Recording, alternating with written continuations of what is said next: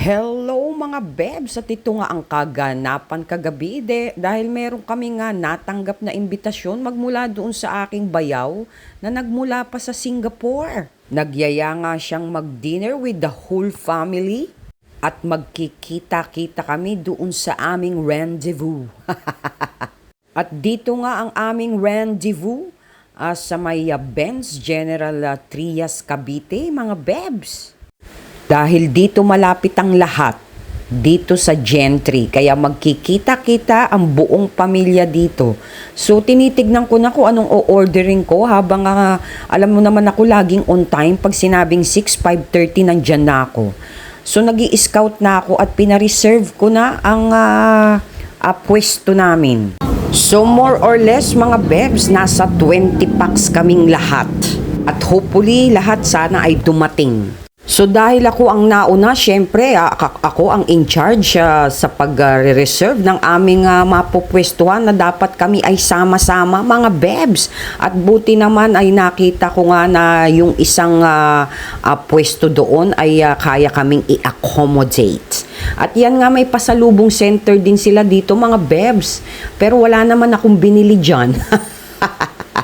So habang nag-aantay kami, medyo gutom na ako at dinadaan ko na lang sa ngiti. Bawi. At meron nga rito na naman pusa, nakasilip pa sa akin mga bebs. Sabi ko sa inyo, malakas talaga ang appeal ko pagdating sa kahayupan. Nanghihingi na siya pero wala pa akong maibigay mga bebs. Daliri ko lang ang pupwede kong i-offer for the meantime. At nagdatingan na nga ang aking mga biyanan at ang aking mga pamangkin. At iniintay nila ang mama nila at ang kanilang papa na galing pa doon sa Maynila papunta rito sa Cavite. At yan din ang aking mga hipag at bilas at of course ang aking ang host ng manlilibre ang aking bayaw na gwapong-gwapo. At ang nagmamagandang si Bebs. At hindi na muna namin naintay yung iba dahil talagang tirik na ang mata namin sa gutom. At ito ang aming mga in-orders, ang Chinese beef lomi. Hindi ko alam kung bakit siya tinawag na Chinese. Wala naman akong nakitang kakaiba kung bakit ito tinawag na Chinese beef lomi. At meron din silang nachos. At meron din silang yan, mga chicharap. In fairness, ang sarap ng chicharap. At yun nga yung kanilang nachos na merong ang daming etchos na mga kung ano-anong toppings na yan. Hindi na lang pansawsaw. At yan ang kanilang napaka-cute na pares. Tingnan natin tong kaartihan na merong ganito. Tingnan natin. So, gaganyan. Yan ba yan? Oo, ganyan. Tapos lalagyan natin ng corning carne. Tapos lagyan natin ang karnite, cheese, and this one. And then lagyan natin ito. Dahil party, Tapos may ganito. Ayan, sa dami ng toppings, hindi mo na rin ma-enjoy dahil nangangalaglag lang. That's good. So yummy!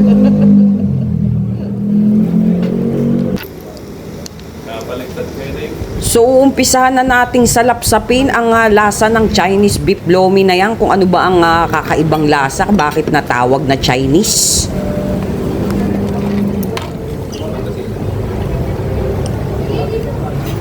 So pag lumasa ako ng pagkain at bigla akong tumagilid at hindi tumaas ang kilay ko, ibig sabihin yan, goods lang. So wala akong nalasahang parang mala Chinese sa kanya mga bebs dahil siguro kung Chinese beef lomi to, meron tong a touch of sesame oil or meron siyang mga konting wansoy. Yun ang touch of Chinese beef lomi. So far, para lang siyang lomi Batangas. O sabihin na nating lomi Cavite. Dahil nandito kami sa Gentry. At nagkainan na nga ang lahat mga bebs at ini-enjoy na nila kung ano yung mga kanilang in-orders. So far, so good.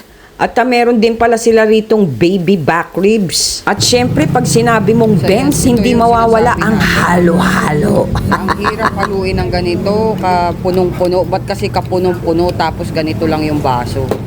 Dapat ito malaki yung bunganga. Yung kasing laki ng bunganga ni Bebs. Tingnan naman yan, oh. Paano mo, kada ano mo, natatapon yung gatas, nababawasan.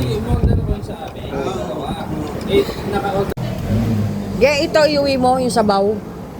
Sabaw ng aso. Ha? Ito lang tol. Hingi ka ng mga supot doon. Hingi ka ng supot. Kasi ito pwede sabaw sa mga aso. Parang tuloy, ayaw ko na kainin tuloy eh. Isa-share ko na Hindi lang ba?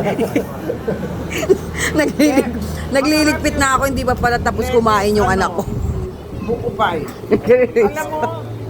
Sabi ko sa aso na to, So ganyan ko kamahal mga Bebs ang aking mga alaga. Hanggang dito ay iniisip ko sila.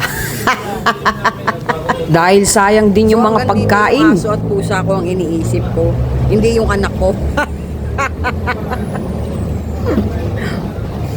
At dumating na nga yung aking isang hipag at ang kanyang mga anak. At habang nagbibideo nga ako ay sobrang tawang-tawa ako sa biyanan ko. Sakto po kayo, mami. Punta po yun doon. Tapos, Mga pala desisyon ka. sabi niya, ay, pinagmay kumain. Gabi, laki-laki na nandyan ko. So humupa na nga ang gutom ng lahat. Wash out na mga Bebs ang aming lamesa. Pero may natira pang yung nachos ebas na ang daming ewan toppings. Oh, say hi sa drone. Naka-drone tayo, naka-drone. Say hi sa drone. Siya na nagagaganon doon. Drone. Inabot siya ng hanggang alas 12. So, Oh, say hi sa drone. Yung ginawa ninyo. Naka-remote yan. At hindi pa kami uwian mga Bebs. May second stage pa kami. Mag-iinom naman kami. At dahil nga may pakari-kari din si Mama at doon sa kanyang bahay ay kailangan kumain din kami noon mga Bebs para hindi siya magtampo. Dahil yan ang paborito ko, yung kari-kari. So nag-imis-imis na nga kami dyan mga Bebs at hinakot na namin yung mga tira-tira.